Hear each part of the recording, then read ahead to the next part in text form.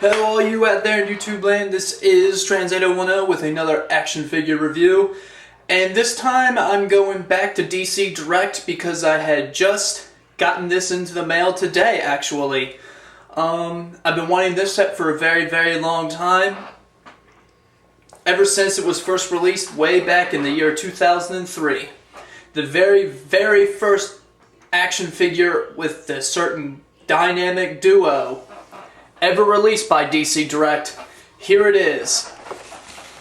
The classic Silver Age Batman and Robin.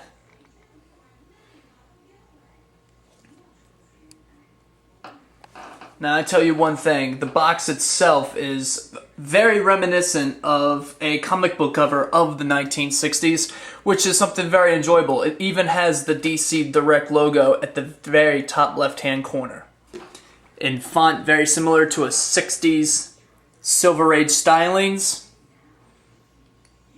Special arrows telling you about, I guess, like very important events in that very certain comic book. Scroll down and you see the actual, in the window, the Batman and Robin action figures with a bat symbol backdrop. It includes a Gotham City rooftop display base and 2 batarangs. And a special climbing bat rope. On one side is Batman with a picture of Robin. On the other side, a picture of Batman. On the very back shows that everything that was coming soon with this figure set, including the bat signal prop. Would like to actually have that too. The Batgirl animated statue. The Dark Knight Strikes Again statue, which, if I can remember, is probably still in stores today, because I don't remember anyone ever buying that. Batgirl and Joker deluxe action figure set with the Silver Age. Little text here, Silver Age of comics beginning in the late 50s, blah blah blah blah blah. This would have been in comic covers all across, comic book ads all across 2002 or 2003. Each bios of the different characters, if you want to read them, you gotta pause. And now moving on.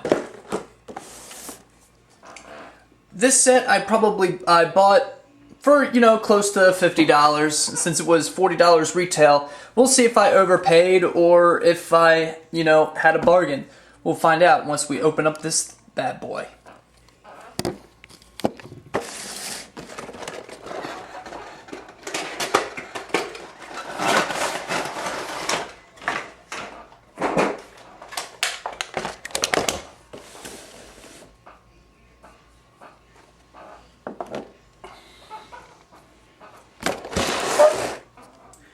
When you open it up, you could actually remove that little cardboard backdrop.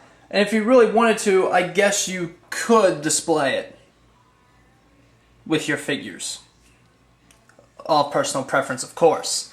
Inside, you have this very, not so sturdy, but it gets the job done, plastic tray.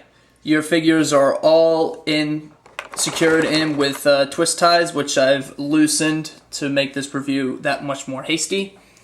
A corner of the rooftop display base, and your accessories taped in, of course. When you open this up, you have a suction cup. It says it sticks on most secure places, but it works better on glass, I've been told.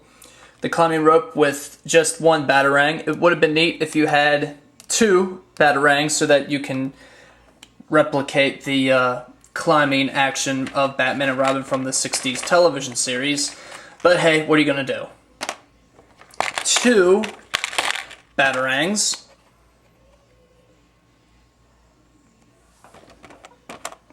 And one thing I have to say is they aren't very symmetrical. They are a little bit, but if you really get into the closer details, these come to more of a sharper point, and these are much more blunt. but then I might be seeing things. And of course, if you look in here, those aren't rat turds, my friend. I originally thought that they were. I thought maybe they were like little plastic runner pieces. But what they actually are, you have 5 pegs, 5 holes. You actually are supposed to stick these pegs into the holes, and it makes it easier to stand up your action figures.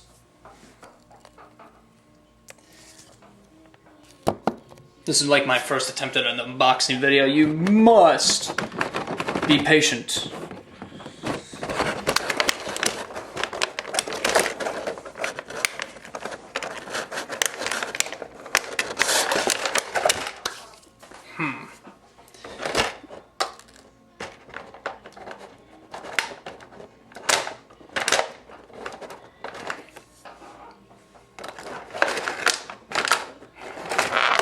There we go.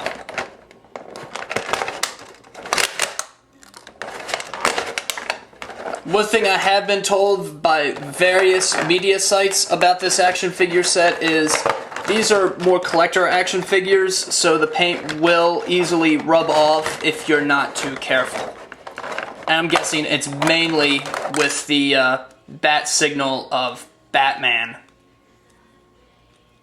than anything else. Alright, I got the Caped Crusader. Now for his dynamic partner, the Boy Wonder. Or in this case, the Teen Wonder, since I think he was about 15 or 16 by the time the 60s roared on.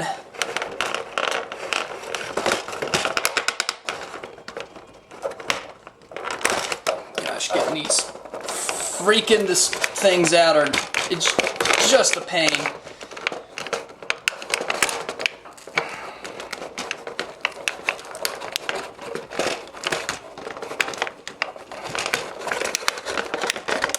There we go.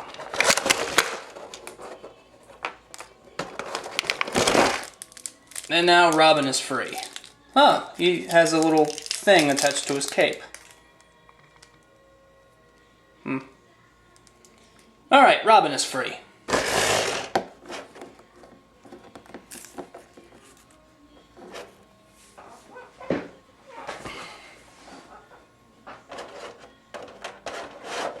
Right.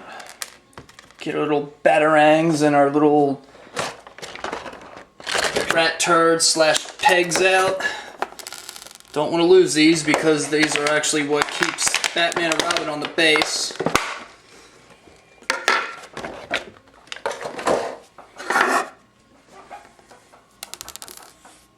No!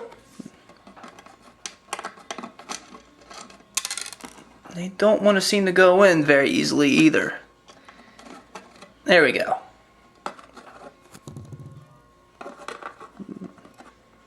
Some of these might want to do some filing. It's kind of lazy on DC Direct's part not to actually just put the stupid pegs in the board to begin with, but I guess it was a cost-cutting measure.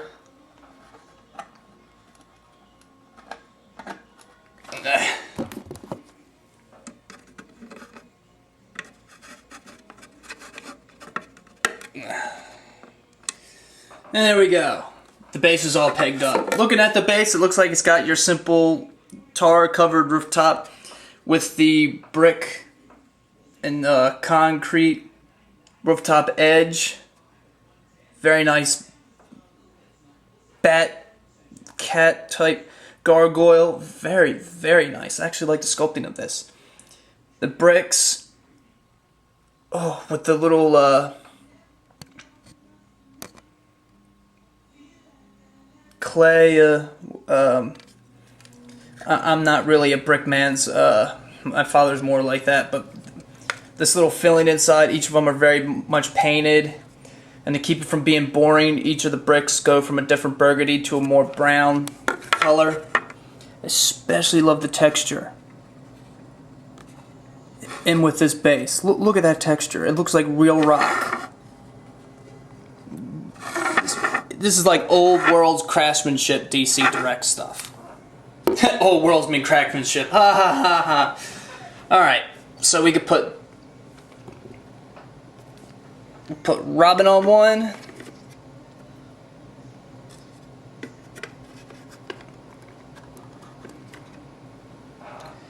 And we'll put Batman on the other one.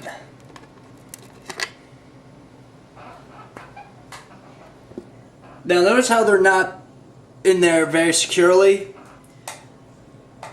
The pegs are actually a little too big for Batman and Robin's feet. And if you want to ruin your figures, it looks like, go ahead and push them all the way down. If not, I suggest you don't display them with the base.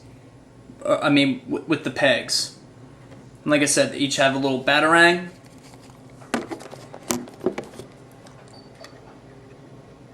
Which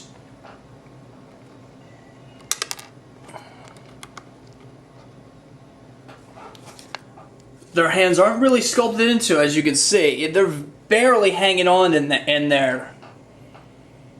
So accessories, not really, you know, I'm not really getting much of anything with the accessories. It would have been nice if you could actually mold, if their hands were molded so that they can fit in their hands better.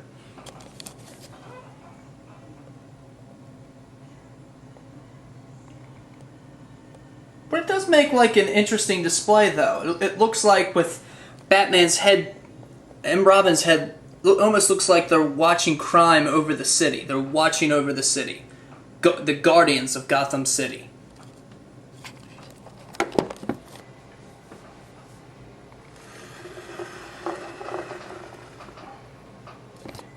Or in this case, they're watching over the assorted cat hairs and empty boxes that are my living room floor.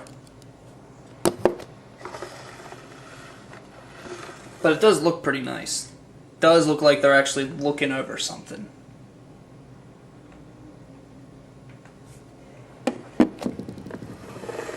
Okay.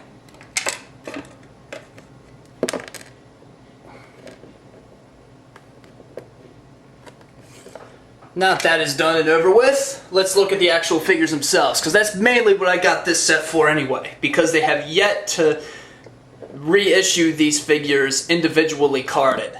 They've only been released in box sets. So we'll start off with Robin the Boy Wonder. Now,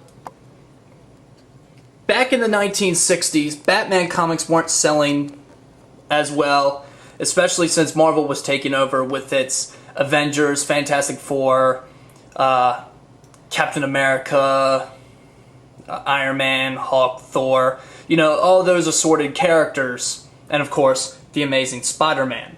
So they had to do something or else Batman comics were going to be canceled. So what they decided to do was they decided to revamp, give each of their characters, especially with Batman, ground them more in reality. So no longer was Batman taking over, you know, the sci-fi adventures of the 50s into the early 60s. Gone was Batman of Azar-Ra, the different space creatures and mystery rays that plagued the 1950s and 60s comic books.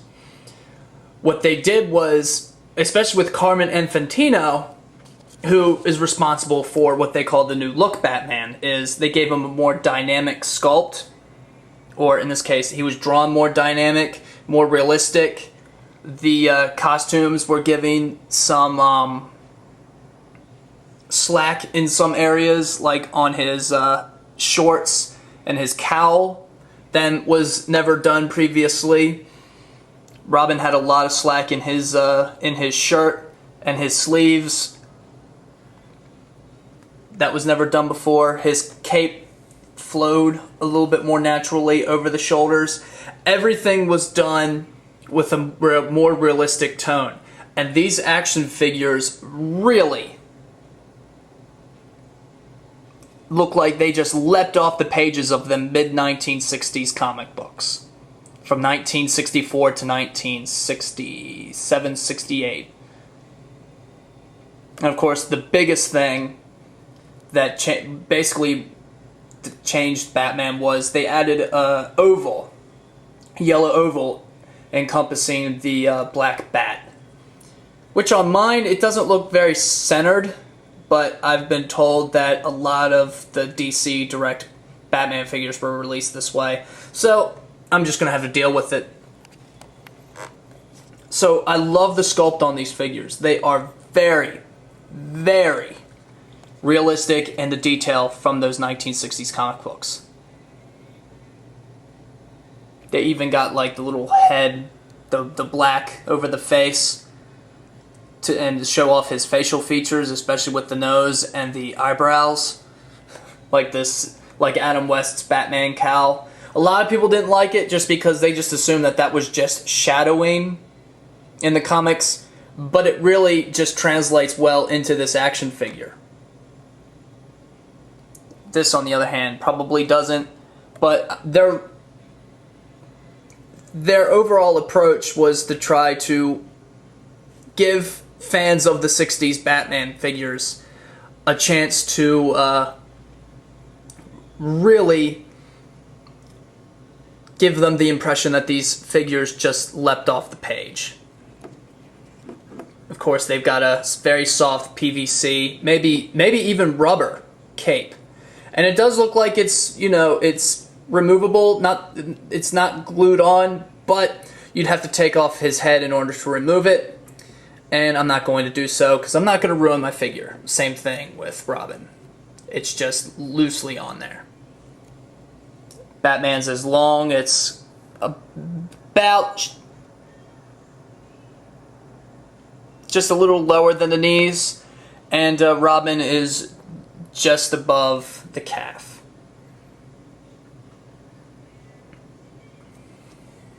The paint jobs on these, as I can see, is just excellent.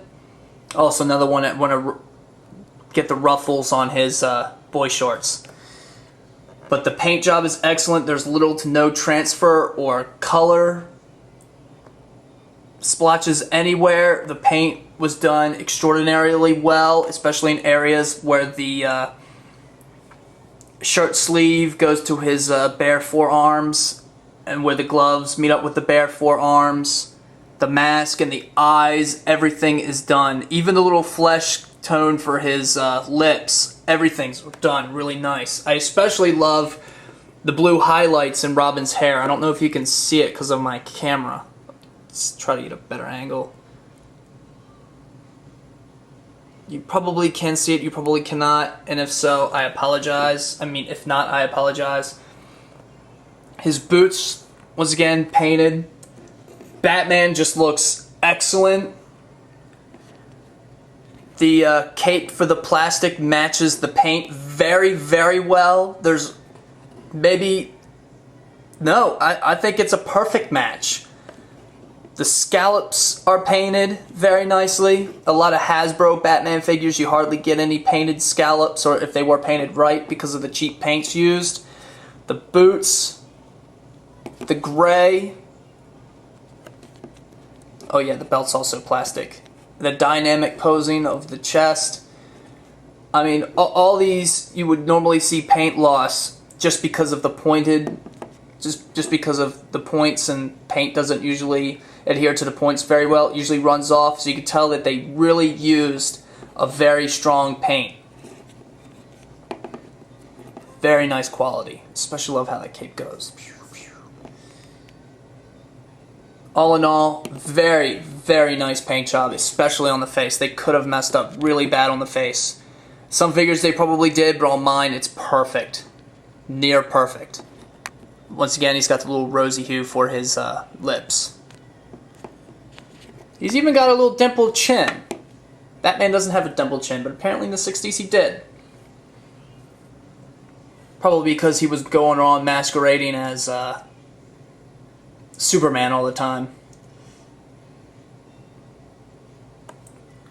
For posability, for posability though, it's so-so. I guess because it's more of a collector's action figure market and they were more or less meant to be displayed. I don't know, I guess I could have just wanted a little bit more. He can swivel his arms, his elbows swivel, the head swivels, the hips swivel, the knees swivel, and the ankles swivel. So there's a lot, I mean, not swiveling joints, they bend. Ugh, dummy, they bend. Bend, rotate, bend, rotate, bend, rotate, bend, bend. I guess that's the only swivel joint would be his ankles. It's nice that we actually do have ankle joints, but they're kind of useless because you really can't display him like so, unless she's using a climbing rope, I guess. Batman has somewhat of a ball joint in his shoulders. Same pretty much articulation as Robin. No ball joint at the head. Same thing with his his ankles kind of swivel, and his knees bend, and the hips rotate, or bend, however you want to put it. And that's the articulation. So they kind of lose points in articulation because it was 2003, but it was a vast improvement over, let's say, my Hal Jordan figure that I had just reviewed, where he had little to no articulation. At least these Batman, if you wanted to do a custom Batmobile, could sit in a Batmobile. And they can do some crazy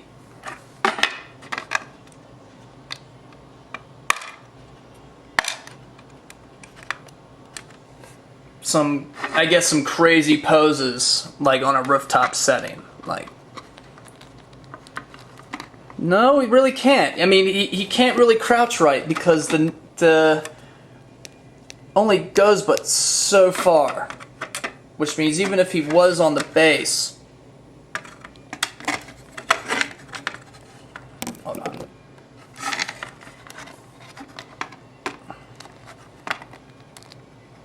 Yeah, so even if he was on the base, he could only be crouched but so far. And the same goes with Robin. But then again, if you have him on the base like that, you could barely fit Robin on there. So it's pretty much useless to have him in dynamic, with Batman in a dynamic pose, because Robin will basically just stand there behind him and not really do anything. So the base itself, even though it's sculpted nice, that's another flaw I find. It's too short.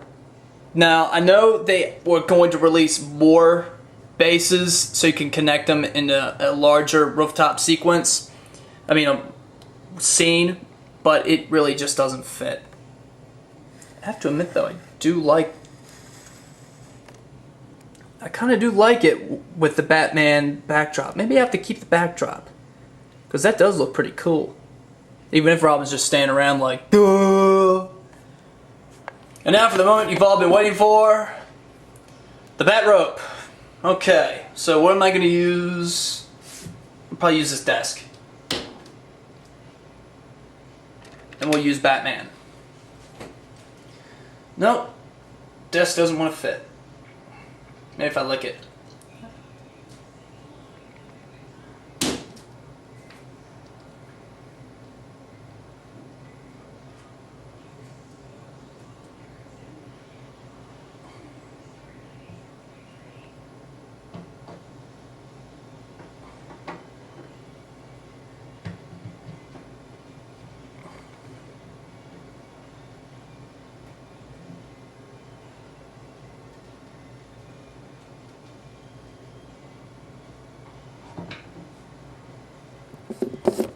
Okay, remember when you have the dynamic rope like that?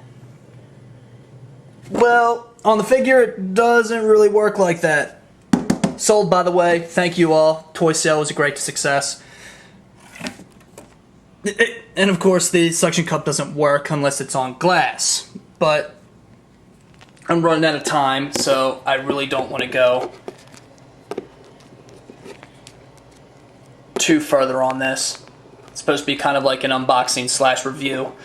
So here we are. My final thoughts on this guy. Accessories.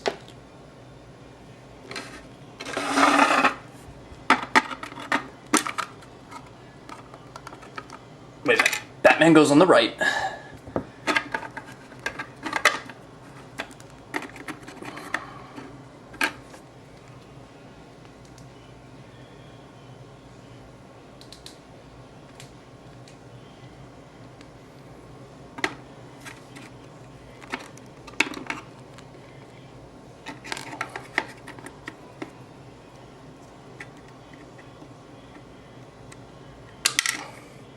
whatever, the batarangs don't want to fit. That kind of ruins this whole thing I got. Okay, so my final thoughts. The sculpting is brilliant. I love the sculpt of these figures. The paint job, beautiful. Beautiful. 2 thumbs up. Accessories, although the rooftop base is nicely sculpted, the paint is wonderful. The little interlined bricks are awesome. The little textured on the bases, the little rat turd, pegs were a little bit more to be desired. They don't really fit the figures well unless you want to ruin the holes on the bottom of their feet. The batarangs, although they're sculpted nicely, they don't really fit in the hands, or the hands should have been sculpted to hold the batarangs. After all, why do they have open hands if they can't hold their accessories right?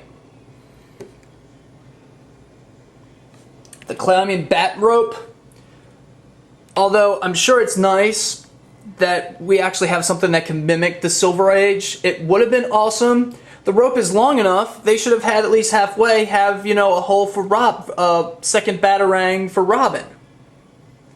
After all, why mimic... Batman never went solo in the 60s, so why mimic a rope climbing method if you don't have an extra batarang? I mean, I'm not really positive, but I'm sure that it wouldn't up the cost of these figures by too much. You feel gypped when they have this really cool rope climbing accessory, and you can't use Robin. So if you display it with the rope climbing accessory, Robin's just going to look up all dumbfounded like, oh, I wonder why I can't climb it. But other than that, I think I paid a fair price for it. I only paid $10 more than retail. It would have been nice if we had some better, decent articulation as well. The rope top base, even though it was awesome, maybe it could have been just a little bit taller. Even though it is sculpted beautifully, the foot pegs need to be a little bit slimmer to fit the feet better. The batarangs, although sculpted nicely, still, they don't fit in the hands, so therefore they're useless. So basically you're just buying this for 2 figures alone. And in that case, it should have been more of a $20 set. But do I feel like I was overpaid? I mean, did I overpay? That I was overpriced? Maybe a little, but not by much. I mean, even if I did pay $40 recently, I probably still would have maybe griped about the base, but I still think it's a good buy. If you can buy it for like just $10 or at retail prices. Nowadays, you'd be lucky if you found this for less than $80. I got lucky and put in a best offer for $49, and the guy took it. You may not be so lucky. But it is a wonderful set, and every Batman fan, especially those from the 1960s, it would be nice for them to have it. So, I'm going to end things right there, and until my next review, which hopefully I won't be as much of a hiatus. And I also want to thank those who bought my toys, making my first toy sale a really great success. Spencer 1984, thank you very much, and I'm looking forward to my next review, as I guess most of you are.